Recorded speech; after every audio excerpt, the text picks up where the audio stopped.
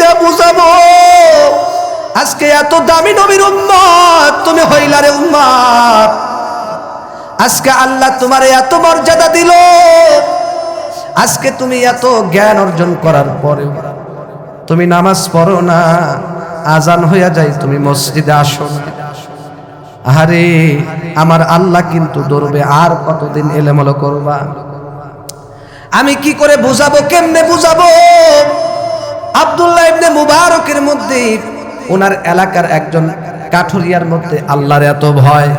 আমি আপনাদেরকে আজকে বলতে চাই, আজকের থেকে আজান হলে আমরাও আর দেরি করব না। মারহাবা কর, রাজি আছি তো ইনশাআল্লাহ? আমরাও গুরুত্ব দিয়ে আমল করব। এটা মুমিনের একটা সিফাত, যে মুমিন আজান হওয়ার পরে সে আর বাসায় থাকতে পারে না। আর আমরা চিন্তা করি আরো 10 মিনিট পরে যাই, আরো 5 মিনিট পরে যাই। আরে জামাতের তো আরো 10 মিনিট আছে।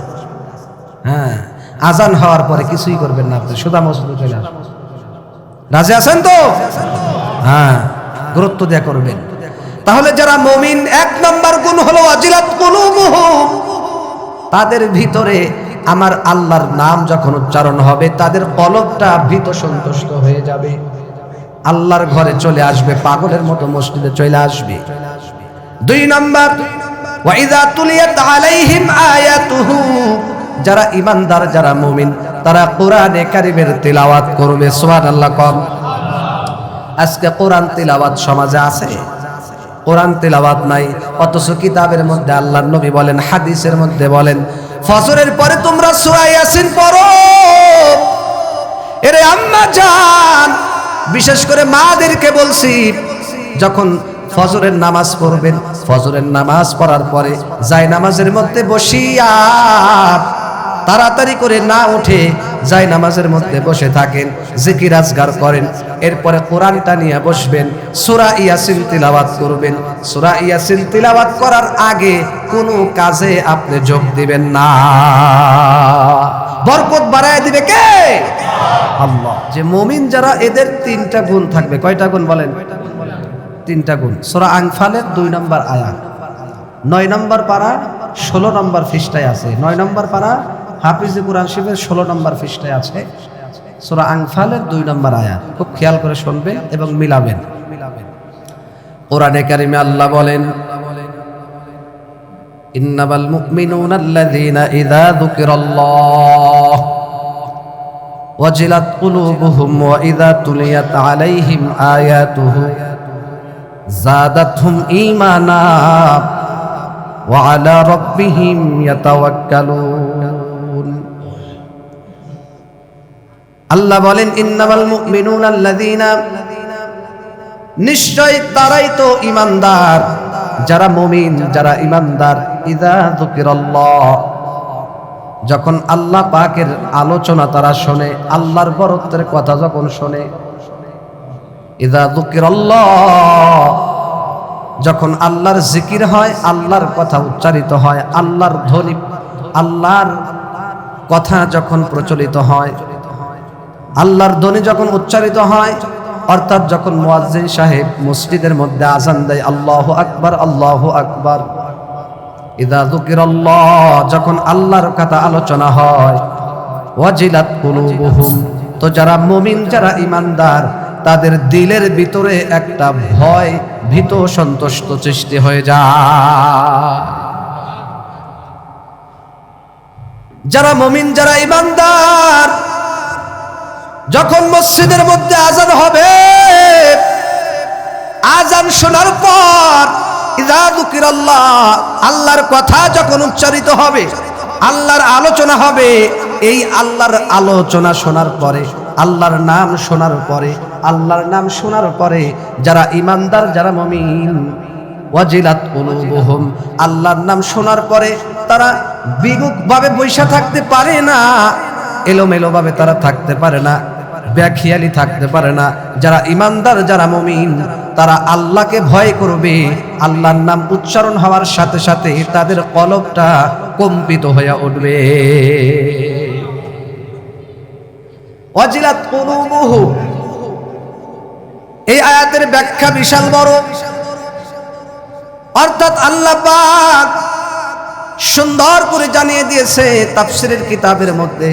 মুফাসসিরিনে কিরামগণ বলেন, অর্থাৎ যখন মসজিদে আজান হয়, আজান হওয়ার সাথে সাথে যারা ইমানদার, যারা মুমিন, তারা 5 ওয়াক্ত নামাজে জামাতে উপস্থিত হয়ে যায়।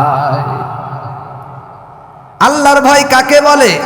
এরে যুবক, আল্লাহর ভয় কাকে বলা হয়? তাফসীরের কিতাবের মধ্যে লেখে, সুন্দর একটা ঘটনা এসেছে। আব্দুল্লাহ ইবনে মুবারক রাহিমাহুল্লাহ, আপনারা নাম শুনছেননি? কথা বলেন না কেন? আব্দুল্লাহ ইবনে মুবারক অনেক বড় একজন বুজুর্গ, আল্লাহওয়ালা মানুষ। তার ভিতরে আল্লাহর ভয় কেমন ছিল খুব ভালো করে লক্ষ্য করেন। আব্দুল্লাহ ইবনে মুবারক উনি যখন, আমার বন্ধুরা আমার, দুনিয়াতে যখন ছিলেন, প্রতিদিন রাত্রি জেগে জেগে তাহাজ্জুদের নামাজ পড়তেন, অনেক আমল করতেন, কোনোদিন তাহাজ্জুদের নামাজ মিস করতেন না। অনেক কিতাবও লিখেছেন। উলামায়ে কিরাম যারা আছেন অথবা যারা আমার বয়ান নেটে শুনবেন, আপনারা জানতে পারেন, আপনারা ভালো করে জানেন আব্দুল্লাহ ইবনে মুবারক কত বড় একজন আলেম ছিল। এর যুবক, আব্দুল্লাহ ইবনে মুবারক অনেক বড় একজন বুজুর্গ আল্লাহওয়ালা মানুষ ছিল। আব্দুল্লাহ ইবনে মুবারকের যুগে তার এলাকার মধ্যে একজন কামার ছিল। কামার লোহা পিটাইতো, লোহা পিটাইতো, কামারগিরি করত। আব্দুল্লাহ ইবনে মুবারক হঠাৎ করে একদিন উনি দুনিয়া থেকে বিদায় নিয়ে চলে গেলেন, হায়াত শেষ হয়ে গেল। আমি আপনাদেরকে বোঝাইতে চাই, ওয়াজিলাত কুলুবুহুম, আল্লাহর নাম শুনলে ইমানদাররা কিভাবে অন্তর কাঁপে, কিভাবে আল্লাহর দিকে দৌড়ায়, এই কথাটা বোঝানোর জন্য আমি এই ঘটনাটা বললাম। আমার ভাইরা, আব্দুল্লাহ ইবনে মুবারক যখন দুনিয়া থেকে বিদায় নিয়ে চলে গেলেন, কিছুদিন যাওয়ার পর আব্দুল্লাহ ইবনে মুবারকের স্ত্রী, তার ওয়াইফ, স্বপ্ন দেখতেছে। আব্দুল্লাহ ইবনে মুবারকের সাথে কথা বলতেছেন, ডাক দিয়ে বলতেছেন, প্রাণের স্বামী আমার, ও আমার প্রাণের স্বামী, তুমি তো দুনিয়া থেকে চলে গেছো, বলো তো দেখি আল্লাহ পাক তোমার সাথে কি ব্যবহার করেছেন, আল্লাহ তোমাকে কি দিয়েছেন বিনিময়? আমল তো বহু করলা, তোমাকে আল্লাহ পাক কি দিয়েছেন? আব্দুল্লাহ ইবনে মুবারক ডাক দিয়ে বলে, ওগো আমার প্রাণের স্ত্রী, আমার আল্লাহ আমার উপর খুশি হইয়া আল্লাহ পাক আমাকে সুন্দর একটা জান্নাত দান করেছে। আল্লাহ আমাকে জান্নাত দিছে। তবে একটা কথা, কয় কি কথা? তবে আশ্চর্যজনক কথা হলো, আল্লাহ তো আমারে জান্নাত দিছেন, তবে অবাক করা কথা হলো, আপনারাও অবাক হয়ে যাবেন, চোখ কপালে উঠে যাবে শুনলে, অবাক হয়ে যাবেন। আশ্চর্য কথা। আব্দুল্লাহ ইবনে মুবারক ডাক দিয়ে বলতেছে, প্রাণের স্ত্রী আমার, তবে অবাক করা কথা হলো, আমার আল্লাহ আমারে জান্নাত দিছে ঠিক আছে, কিন্তু আমার এলাকায় যে একজন কাঠুরিয়া ছিল, লোহা পিটাইতো, ওই কামার ছিল, লোহা পিটাইতো, ওই ব্যক্তিকে আমার আল্লাহ আমার চাইতে বড় জান্নাত দিছে। জোরে কোন সুবহানাল্লাহ। আব্দুল্লাহ ইবনে মুবারক বলে, আমাকে তো জান্নাত দিয়েছে ঠিক আছে, কিন্তু আমার চাইতে বড় জান্নাত এই কাঠুরিয়াকে দিয়েছে, কামারকে দিয়েছে, কামার। এবার স্ত্রী ডাক দিয়ে বলে, অবাক করা দৃশ্য, কি ব্যাপার? আপনার চাইতে এত বড় জান্নাত আল্লাহ তাআলা তারে কি কারণে দিল? সে এত কি আমল করে? এবার বলে, আমি তো কিছু জানি না, দয়া করে মেহেরবানি করে তুমি তার স্ত্রীর কাছে গিয়ে খবর নাও, তাহলে আসলটা জানতে পারবা। এই কথার পরিপ্রেক্ষিতে স্বপ্ন ভেঙে গেল। বুজুর্গর স্ত্রী কামারের স্ত্রীর বাসায় চলে গেল, গিয়া বলতেছে, ও আমার প্রাণের আফা, ও বোন, বলো তো দেখি তোমার স্বামী দুনিয়াতে থাকতে কি আমল করতো? লম্বা ঘটনা, মূল কথাটা বলতে চাই। এবার স্ত্রী ডাক দেয়া বলে, আমার স্ত্রী তো একজন মূর্খ মানুষ ছিল, এতটা জ্ঞান শিক্ষিত উনি ছিল না, তবে ওনার একটা ভালো একটা আমল ছিল। কয় কি আমল? ওই আমলটা ছিল, আমার স্বামী সারাটা দিন উনি লোহা পিটাইতেন, লোহা পিটাইতেন, কামারগিরি করতেন। কামার ছিলেন না, লোহা পিটাইতো। এর যুবক, আমার মুরব্বী বাবাজি শোনো, পলাশবাড়ির মুসলমান, খুব ভালো করে লক্ষ্য করা লাগবে একজন মানুষের ভিতরে আল্লাহর ভয় কেমন ছিল, কেমন মহব্বত ছিল। সেই জন্য এবার খুব ভালো করে খেয়াল করেন। এবার আব্দুল্লাহ ইবনে মুবারকের স্ত্রী জিজ্ঞেস করতেছে, আচ্ছা বলেন কি কারণে? কয় আমার স্বামী যখন উনি লোহা পিটাইতেন, হঠাৎ করে যখন মসজিদে আজান হইতো, আজান হওয়ার সাথে সাথে আজান হইতে দেরি, উনি ওই হাতুরটাকে পিছনে ফেকে দিয়া মসজিদে যাইতে দেরি করতেন না। অর্থাৎ যখন আজান হয়ে গেছে, মুয়াজ্জিন যখন আজান দিছে, আল্লাহু আকবার আল্লাহু আকবার, মুয়াজ্জিন যখন আজান দিত, আজানের সাথে সাথে আমার স্বামী, আমি দেখতাম মাঝে মাঝে উকি দিয়ে দেখতাম, উনি মনে করেন লোহা পিটাইতেছে, লোহা পিটাইতেছে, বড় হাতুড়ি দিয়া লোহা পিটাচ্ছেন। হঠাৎ করে আজান দিছে, হাতুর মনে করেন এই রকম করছে, বাড়ি দিবে। কি করবে? বাড়ি দিবে। খুব খেয়াল করেন, বাড়ি দিবে। যখন আজান দিছে তখন এই আল্লাহওয়ালা বুজুর্গ, কেমন বুজুর্গ ছিলেন, কেমন প্রেমিক ছিলেন, এই বাড়িটার সামনের দিকে যায় নাই, আজান হইতে দেরি, সাথে সাথে এই হাতুরটা পিছনে ফেলকে দিয়া দৌড় দিয়া পাগলের মতো মসজিদে চলে গেছে।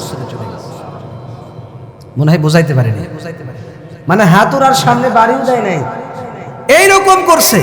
আজান দিছে আর কোনো বাড়ি নাই, সাথে সাথে পিছনে ফেঁকে দিয়ে পাগলের মতো মসজিদে চলে গেছে। সুবহানাল্লাহ বলেন।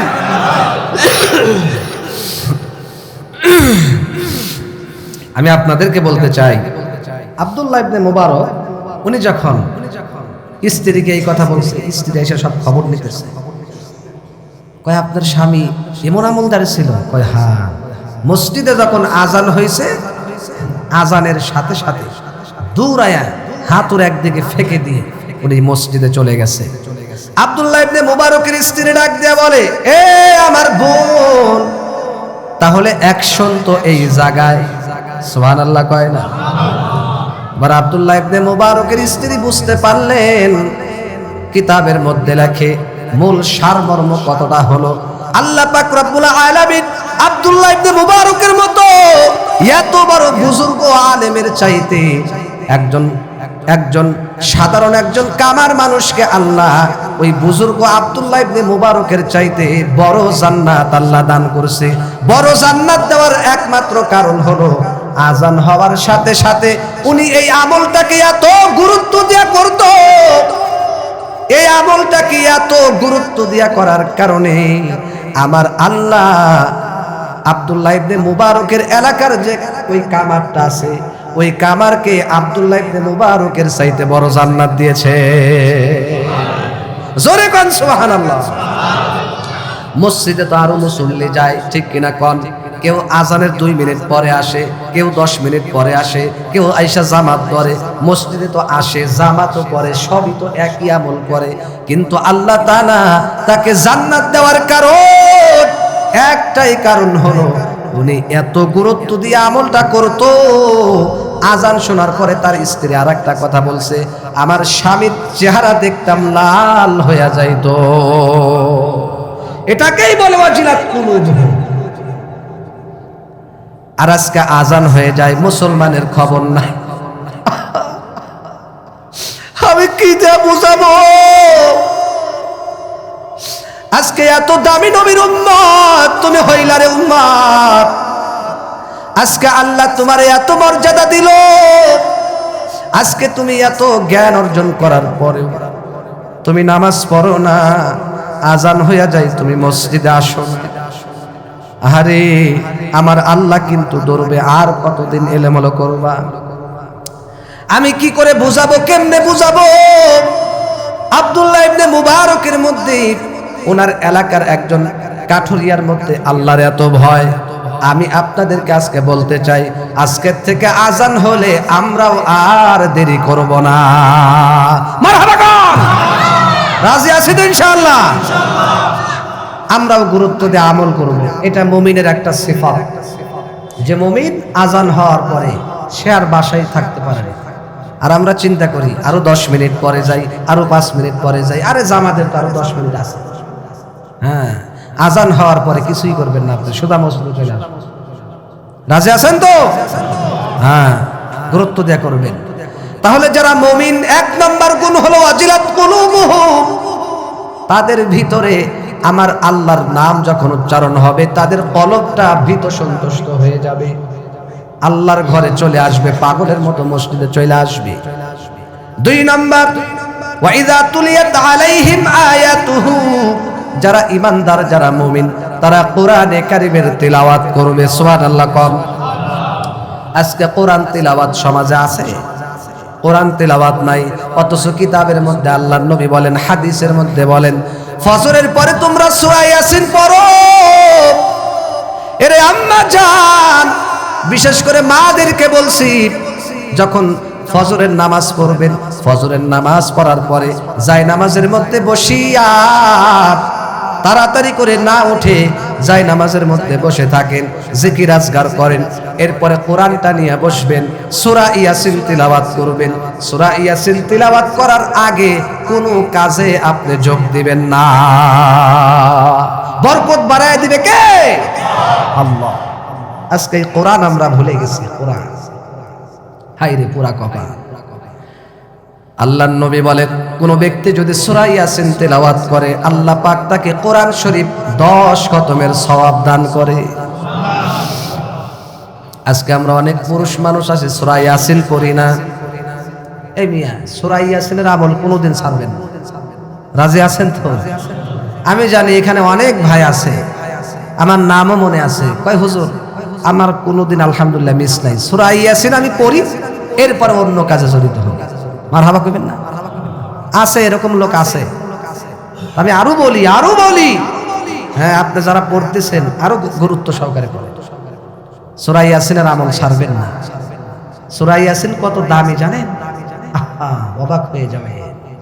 মনে করছেন কোরআন ১৫০০ বছর আগে তো নাজিল হয়েছে, ঠিক আছে, কিন্তু সূরা ইয়াসিনের উৎপত্তি আরো কোটি কোটি বছর আগে। সুবহানাল্লাহ, কোটি কোটি বছর আগে সূরা ইয়াসিনের উৎপত্তি।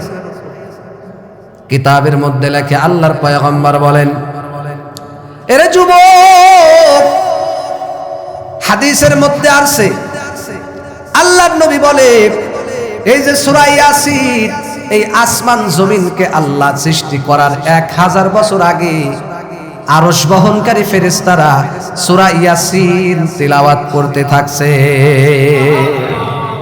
আসমান জমিনকে সৃষ্টি করার 1000 বছর আগে, কত হাজার বছর আগে, আসমান জমিন এখনো সৃষ্টি হয় নাই। খুব খেয়াল করেন, আসমান জমিন এখনো সৃষ্টি হয় নাই। আসমান জমিন সৃষ্টি হওয়ার 1000 বছর আগে আরশ বহনকারী যে ফেরেশতা আছে তারা এই সূরা ইয়াসিনের তিলাওয়াত করেছে। সুবহানাল্লাহ। মজার কথা হলো, সূরা ইয়াসিন শুধু তিলাওয়াত করে নাই, তারা তিলাওয়াত করেছে আর একজন আরেকজনকে বলা বলি করেছে, হায় রে, এই সূরা ইয়াসিন 100 বছর পরে হোক, 500 বছর পরে হোক, এই সূরা ইয়াসিন যেই জাতির উপরে নাজিল হবে তাদের ভাগ্য, তাদের কপাল না কতই ভালো। সূরা ইয়াসিন পড়লে আল্লাহ ক্ষুধার নিবারণ করেন, সূরা ইয়াসিন পড়লে আল্লাহ রিজকে বরকত দেন, সূরা ইয়াসিন পড়লে যদি কোনো অসুস্থ মানুষ থাকেন, অসুস্থ মানুষের পাশে কেউ যদি পড়ে আল্লাহ ওই অসুস্থ ব্যক্তিকে শিফা করে দেন। শুধু তাই নয়, সূরা ইয়াসিন পড়লে আল্লাহ তাআলা কোরআন শরীফ 10 খতমের সওয়াব দান করে। আজকে অনেক মানুষ আছে ঘরের ভিতরে পুরুষ মানুষ পড়ে না, এমনকি স্ত্রীও পড়ে না, মহিলারাও পড়ে না, এরপরে মাথা ব্যথা নাই, এরকম লোক আছে না নাই? এই এলাকায় নেই, সব পাবনায় আছে। বর্তমানে আমার অনেক আম্মা জান ফজর হওয়ার পর বিছানা থেকে উঠতে চায় না, ঠিক কিনা কন? অনেক মায়েরা ফজরের পরে ঘুমায়, ঠিক মতো ওঠে না, ফজরের পরে ঘুমায়। কয়েকজন মানুষ আমাকে বলছে, হুজুর যারা ফজরের পরে ঘুমায়, যেই মহিলারা, এদেরকে নিয়ে একটু ওয়াজ কইরেন। আমি বললাম ঠিক আছে, কই হুজুর ফজরের পরে ঘুমায়, কয় এত বলি নামাজ পড়ো, কোরআন পড়ো, ফজরের পরে ঘুমায়ও না, ঘুমাইলে অশান্তি হবে, এরপরে ঘুম ছাড়ে না। হুজুর আমাদের বলাই তো কাজ হয় না, আপনি একটু বলে দিন। মা বোনদেরকে বলছি ফজরের পরে ঘুমাবেন না। একটা হাদিস আছে, হাদিসটা খুব ভালো করে খেয়াল করেন। যেই ঘরে ফজরের পরে ঘুমাবে ওই ঘরে অভাব অনটন কোনোদিন দূর হবে না। কথা কয় না? ফজরের পরে যেই ঘরে ঘুমাবে ওই ঘরে কোনোদিন অভাব দূর হবে না, অভাব আসতেই থাকবে। সূরা ইয়াসিন আপনি পড়েন না, শান্তি আসবে কোত্থেকে? আজানের আগেই উঠে দেয় অফিসে, তো বলেন শান্তি বরকত কোত্থেকে আসবে? এগুলা বলতে গেলেই তো বহু কথা, তখন অনেকেই বলে হুজুর ওগুলা বলেন না, দরকার নেই, কাজই তো এটা না। আল্লাহ এগুলা করার জন্য দুনিয়াতে পাঠাই না। আল্লাহ এত দামি কোরআন দিছে, আপনি সম্মান করবেন না, মর্যাদা করবেন না? ঠিক কিনা কর? কোরআনে কারীম পড়তে হবে, তেলাওয়াত করতে হবে। সেই জন্য আমার আম্মা জানদেরকে বলবো, আজকের থেকে প্রতিজ্ঞা করো আর ফজরের নামাজের পরে সূরা ইয়াসিন আর ছাড়বেন না। প্রতিদিন সূরা ইয়াসিন তেলাওয়াত করবেন, আপনারাও পড়বেন, স্ত্রীকেও পড়াবেন, মেয়েদেরকেও পড়াবেন, ছেলেদেরকেও পড়াবেন, পরিবারের সবাইকে পড়াবেন। যদি না পড়তে চায় তাদেরকে শিখাইবেন, যদি না পারে তাদেরকে শিখাইবেন। মসজিদের মুয়াজ্জিন সাহেব আছে, ইমাম সাহেব আছে, অথবা উলামায়ে কিরাম আছে, তাদের কাছ থেকে কোরআন শিক্ষা দিবেন। রাজি আছেন তো? জোরে কোন রাজি আছেন তো? শুধু তাই নয়, আপনি প্রত্যেক দিন খবর নেবেন, আপনার স্ত্রীকে বলবেন, ও আমার প্রাণের স্ত্রী ময়না টিয়া পাখি যাই বলেন, বলবেন আজকে সূরা ইয়াসিন পড়ছনি। যদি বলে না, তখন আপনি একটু মন খারাপ করবেন, বলবেন কেন পড়লেন না, এর জবাব চাবেন। রাজি আছেন তো? অর্থাৎ প্রত্যেক দিন যারা সূরা ইয়াসিনের তিলাওয়াত হয়, কথা কন না কেন? 2 নাম্বার, মাগরিবের পরে সূরা ওয়াকিয়া তিলাওয়াত করবেন। আপনারা বলবেন হুজুর সূরা ওয়াকিয়া তিলাওয়াত করলে কি লাভ? আল্লাহর নবী বলে, যে ব্যক্তি সূরা ওয়াকিয়া পড়বে প্রত্যেক দিন, কুল্লা ইয়াউমিন, যে ব্যক্তি প্রত্যেক দিন সূরা ওয়াকিয়া তিলাওয়াত করবে, আল্লাহ তাআলা বলেন ওই ব্যক্তিকে কোনোদিন দারিদ্রতা স্পর্শ করবে না। যেই ব্যক্তি প্রতিদিন সূরা ওয়াকিয়া তিলাওয়াত করবে, হাফিজ কোরআনের 27 নম্বর পারায় আছে, সম্ভবত 13 নম্বর পৃষ্ঠায় আছে। সূরা আর রহমানের পরেই সূরা ওয়াকিয়া, খুলে দেখবেন 27 নম্বর পারায় সূরা ওয়াকিয়া তিলাওয়াত করলে আল্লাহর নবী বলেন, যে ব্যক্তি প্রত্যেকদিন সূরা ওয়াকিয়া তিলাওয়াত করবে, দারিদ্রতা যে কি জিনিস, অভাব অনটন ওই ঘরে ওই পরিবারে কোনোদিন স্পর্শ করবে না। অর্থাৎ আল্লাহ শুধু বরকত দিবে, বরকত দিবে। এখন যদি বলি কার কার বাসায় সূরা ওয়াকিয়ার আমল হইছে, আল্লাহই জানে কয়জন হাত তুলবে। না আমি হাত তুলতে বলবো না, সমস্যা নাই। তবে আজকের থেকে আমি এতটুকু বলবো, আজকের থেকে নিয়াত করেন ইনশাআল্লাহ সূরা ওয়াকিয়ার আমল আর ছাড়বেন না, ইনশাআল্লাহ বলেন। মা বোনদেরকে বলবো আর সূরা ওয়াকিয়ার আমল ছাড়বেন না। অনেক মানুষ আছে আমি জানি সূরা ওয়াকিয়ার আমল ছাড়ে না। মাগরিবের পরে যদি না পড়তে পারেন তাহলে ইশারের পরে পড়লেও সমস্যা নাই। যদি তাও না পারেন, রাত্রে যদি 12টাও বেজে যায়, কিতাবের মধ্যে লেখে ঘুমানোর আগে পড়লেও আল্লাহ সওয়াব দান করবে। তবে উত্তম হলো টাইম টু টাইম পড়া। এরপরে ইশারের পরে সূরা মুলুক পড়বেন, সূরাতুল মুলকি 29 নম্বর পারা, একদম প্রথম সূরা। তাবারাকাল্লাযী বিয়াদিহিল মুলক ওয়া হুয়া আলা কুল্লি শাইইন কাদির পড়বেন। তাবারাকাল্লাযী সূরাটা পড়বেন তো ইনশাআল্লাহ, কত ভালো লাগে। তাবারাকাল্লাযী বিয়াদিহিল মুলক ওয়া হুয়া আলা কুল্লি শাইইন কাদির। আল্লাহর নবী বলে, দুনিয়ার মানুষ সূরা ওয়াকিয়ার আমল ছাইরো না, সূরা ওয়াকিয়া প্রতিদিন নিয়মিত তিলাওয়াত করবা, তাহলে তোমাদেরকে আল্লাহ কোনোদিন অভাব অনটন দিবে না, সব সময় তোমাদের রিজিকে বরকত থাকবে। এই গেল 2 নাম্বার। আপনারা বলবেন হুজুর কোরআন তিলাওয়াত করলে আর কি লাভ? সবচেয়ে বড় আরো লাভ হলো, আল্লাহর নবী বলে জাত, আল্লাহ পাক কোরআনের মধ্যে বলেন জাদাতহুম ঈমানা, মুমিন যখন কোরআনে কারিমের তিলাওয়াত করবে আমি আল্লাহ তাদের ঈমান বাড়ায়া দেব।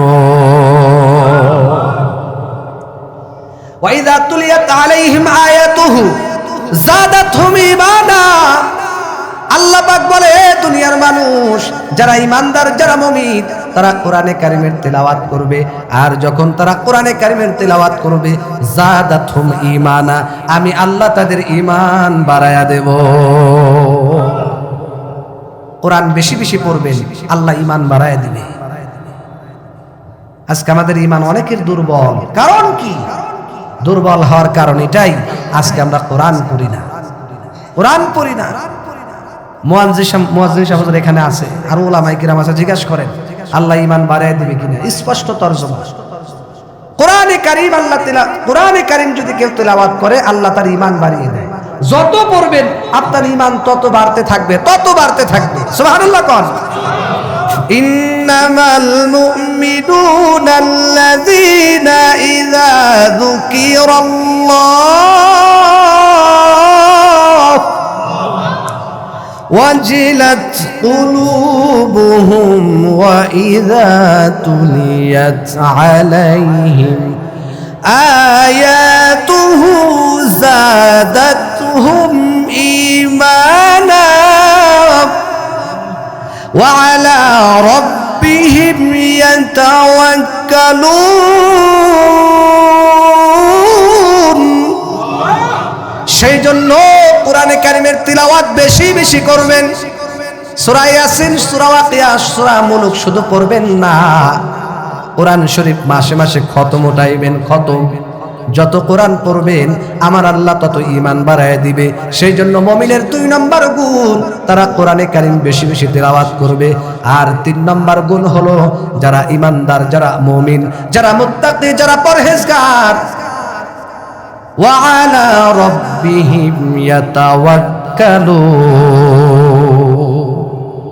আল্লাহ বলে যারা ঈমানদার, যারা মুমিন, এরা সদা সর্বদা সুখে দুঃখে শান্তিতে অশান্তিতে সব সময় ওয়া আলা রাব্বিহিম ইয়াতাওয়াক্কালুন, তাদের রবের প্রতি তাওয়াক্কুল করবে, আল্লাহর উপরে তারা ভরসা করবে, অন্য কোনো জিনিসের উপরে পরোয়া করবে না। তারা সব সময় কার উপর ভরসা করবে? হাসবুনাল্লাহু ওয়া নি'মাল ওয়াকিল, নি'মাল মাওলা ওয়া নি'মান নাসীর। আমার ভাইরা, সেজন্য যারা মুমিন, যারা ঈমানদার, তাদের 3টা গুণ। 1 নাম্বার কি? আল্লাহর নাম শুনলে ভিতরটা কেঁপে উঠবে, আল্লাহর ভয়ের কারণে অন্তরটা কেঁপে উঠবে, ভীত সন্তুষ্ট হবে। 2 নাম্বার গুণ হচ্ছে যারা ঈমানদার তারা কোরআনে কারীম তিলাওয়াত করবে, আল্লাহ তাদের ঈমান বাড়ায় দিবে। আর 3 নাম্বার গুণ কি? আল্লাহ বলেন ওয়া আলা রাব্বিহিম ইয়াতাওয়াক্কালুন।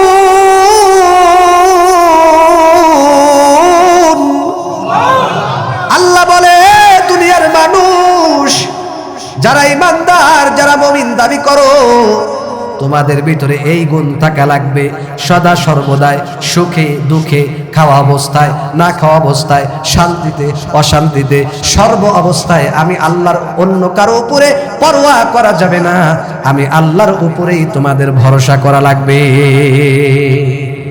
সুবহানাল্লাহ বলে। সেই জন্য আল্লাহর উপরে ভরসা করব তো ইনশাআল্লাহ।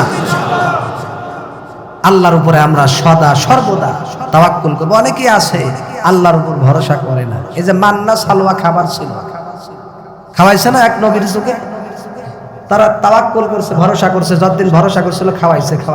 হঠাৎ করে কিছু মানুষ সন্দেহ শুরু করলো, আগামীকাল আল্লাহকে দিবে নাকি, খাবার কালকে লেগে রেখে দাও, যদি আল্লাহ না দেয় তখন তো না খেয়ে থাকা লাগবে। এই যদি আল্লাহ না দেয়, এই সন্দেহ করার কারণে, খাবার জমা রাখার কারণে আল্লাহ মান্না সালোয়া খাবার বন্ধ করে দিয়েছে। আজকে আমরা আপনাদেরকেও বলতে চাই, আসেন আমরা আল্লাহর উপরে সদা সর্বদা ভরসা করব। অনেক মানুষ আছে আল্লাহর উপরে ঠিক মতো ভরসা করে না, ঠিক কিনা? বলেন তো হাজারে কয়জন, শতকরা কয়জন পাওয়া যাবে আল্লাহর উপর ভরসা? মনে মনে বলে উপর দিয়ে, হ্যাঁ আল্লাহই তো করবে, আল্লাহই তো সব করবে, কিন্তু ভিতরে কয় না, আল্লাহ নাও করতে পারে। নাউজুবিল্লাহ জোরে কর। হ্যাঁ আল্লাহই করবে। আমার সব সময় ভিতরে ভরসা রাখবেন, আল্লাহ আমারে খাওয়ায়, আল্লাহ আমাকে সবকিছু করেন, আল্লাহ আমাকে খাওয়ান, আল্লাহ আমাকে রিজিক দেন, আল্লাহ আমাকে সৃষ্টি করেছেন, আল্লাহ আমাকে হায়াত দিয়েছেন, সেই আল্লাহ আমাকে সব সময় খাওয়ান। সুবহানাল্লাহ কর। রিজিকের মালিক কে? আল্লাহ সুবহানাহু ওয়া তাআলা। আল্লাহ পাক রব্বুল আলামিন আমাদেরকে সূরা আনফালের এই 2 নম্বর আয়াতের উপরে 3টা গুণের উপরে আল্লাহ পাক আমাদেরকে আমল করার তৌফিক দান করুক। জোরে কোন আমিন। আমরা যেন খাঁটি ঈমানদার, মুত্তাকি, পরহেজগার হইতে পারি, খাঁটি মুমিন যেন আমরা হইতে পারি। আল্লাহ আমাদের সকলকে কবুল করুক। জোরে কোন আমিন।